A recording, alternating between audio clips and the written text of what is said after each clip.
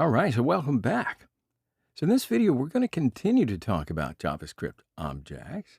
This time, we're going to learn JavaScript methods.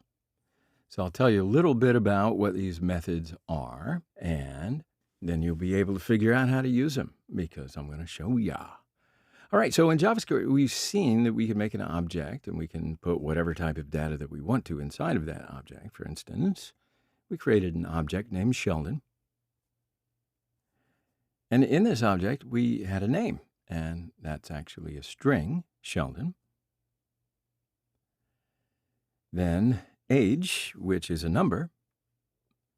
Then the has gone true, well, that's a Boolean. So then we had friends, which was an array, and friends can be just Penny and Raj. Okay, so now that we've got all that, what I'm interested in showing you in this video is that we can actually add functions as properties to an object. What? Think about it. So when you do that, they're actually called methods rather than properties. So again, a method is just a function that is a property inside of an object. It's like one of those Russian nesting dolls. All right, so enough with the analogies. Let me just make one here and I'll show you. So let's just call it say.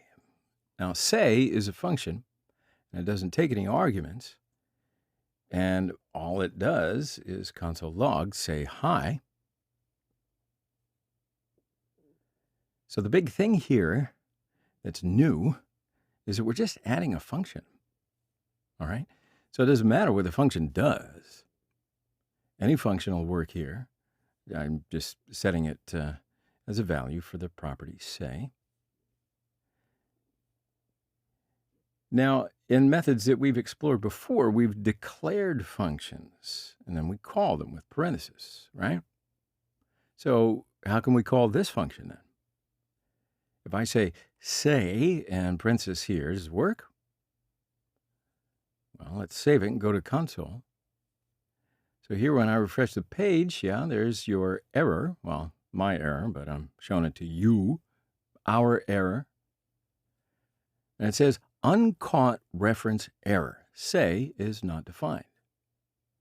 All right, so let's return to the code. Now we got that error because say, it's not defined. Outside of this object, it is defined in the object Sheldon, right? So to reach this function, we need to make a dot notation just like we did before when we were reaching the properties in the other objects, right? So I'll say Sheldon.say, and because this is a function, I'll put my parentheses. Now I've got to save this, go to the console, and here when I refresh the page in the console, yeah, we see say hi. Say hi, everybody. All right, so let's go back to the code again. So calling it works the same way. We just need parentheses. The only difference is it's not just on its own like this. It's actually now inside of the Sheldon object. So this might be starting to look a little bit familiar from something like this, console.log, exactly the same format. And it turns out that the console is an object and log is a method of that object, or it's a method acting on that object. All right? So we're just calling it just like we called Sheldon.say. So, bingo, they work exactly the same. Of course, now you might be wondering, well, why would we ever want to add a method to an object? Why not just have our functions defined separately like this? Hey, why do we need to add this inside of the Sheldon object anyway? Well, my friends, it's not just as simple as the simple demonstrations I'm showing you. So, I'll be straight up with you. There's a few reasons. First is, it helps you keep your code organized. That's not too shabby. But one of the most important things is you can actually group things together logically. So let me just illustrate one of the benefits of adding your functions as a method on an object. So I'm going to do a quick example here.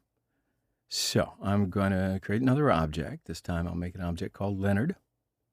I'll say var Leonard and put in my curly braces. Now inside of it, I'll say name is Leonard. I'm not going to put any other properties this time, like age and has gone. I'm going to write just a method. So I say, and this is a function. And inside this function, all I want to do is console log, say hi, Leonard. And now in the Sheldon object here, I want to add Sheldon to this sentence. So it says, say hi, Sheldon. And I'm going to call these methods. You follow? So down here, I'll say Sheldon.say in parentheses and Leonard.say in parentheses. So I'll save this and go to the console. Here, refresh the page, and look at that.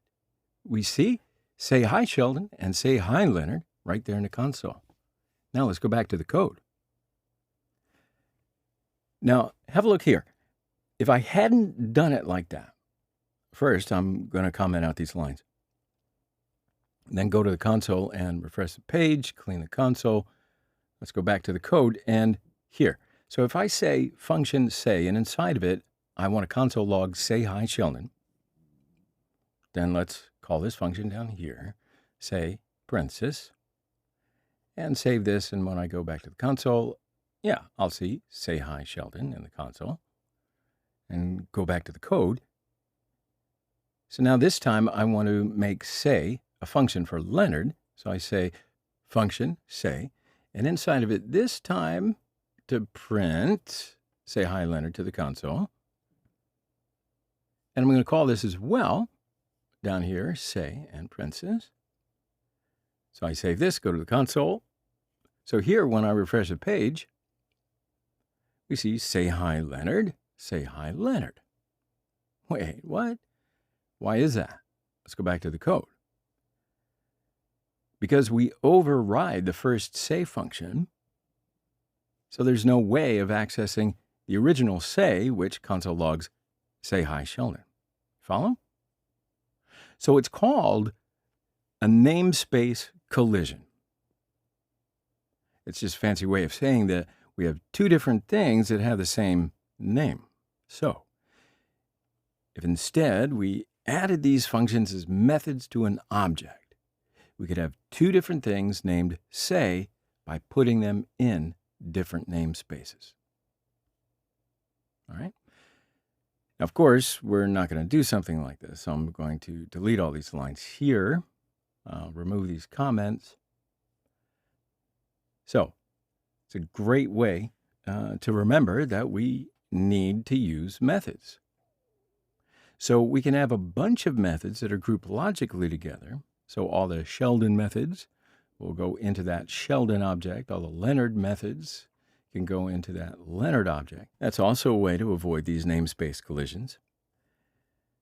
But yeah, I know, again, these aren't very real-world examples. I'm trying to keep them simple for you, but I can assure you the same exact logic applies for something huge and complex like comments and posts and tags, and for instance, my Facebook example. All right? So let's say you might have a method called new or delete. For comments, we might have one called delete posts, another one called delete for users, and we need to have objects and methods properly so they don't all conflict, yeah? So rather than just writing delete, we would have user.delete. Then we might have post.delete, comment.delete, and so on and so forth. We see things like that all the time. So to sum it all up, what we've covered so far is that we're able to add methods to an object, which means that we're adding a function as a property, and we can add it just like any other property. So you treat it just like a string or a number. Why is that? It's because functions are values in JavaScript. So we can add them as a value to an object, which, yeah, it's really useful, I think. You're going to think that way too once you play around with it more. But the second thing that we talked about is why you would ever do that. The first reason, yeah, it prevents namespace collisions, which really just means that we can group code together. But that means that we can have properties and functions and methods that are named exactly the same way, except that they're stored in different objects so that they don't conflict with each other. Very cool. I know, a lot of concept right there, but we'll take a quick pause and we'll continue in the next video. See you then.